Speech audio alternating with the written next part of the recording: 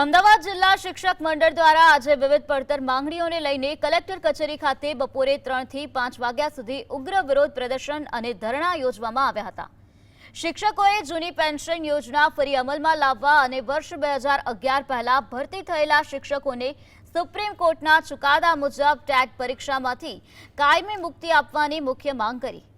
શિક્ષક આગેવાનોએ નેતાઓ પર પ્રહાર કરતા જણાવ્યું કે 5 વર્ષ માટે ચૂંટાતા અને 8 પાસ પણ ન હોય તેવા ધારાસભ્યો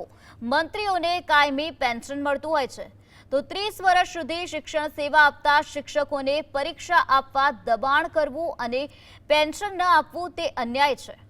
વારંવારની રજૂઆતો છતાં સરકારે યોગ્ય નિર્ણય ન લેતા શિક્ષકોએ ચીમકી આપી છે કે જો માંગણીઓ નહીં સંતોષાય તો આગામી જુલાઈ મહિનામાં ગાંધીનગર ખાતે રાજ્યવ્યાપી મહાઆંદોલન છેડવામાં આવશે। આજે અમદાવાદ જિલ્લાના 9 તાલુકાના લગભગ અમે જે ટાર્ગેટ આપ્યો હતો એ મુજબના શિક્ષકો અહીંયા અમદાવાદ કલેક્ટર કચેરી ખાતે ભેગા થયા છે અને અમારી મુખ્ય માંગણી ટેટ પરીક્ષા દૂર કરવાની અને આની સાથે સાથે 1/4/2005 પછીના જે શિક્ષકો છે એને જૂની પેન્શન યોજના આપવાની, 6 થી 8ના શિક્ષકોને અલગ ગ્રેડ પે આપવાનો, એ બધા મુદ્દાઓ લઈ અને આજે અમે આ ધરણાના કાર્યક્રમ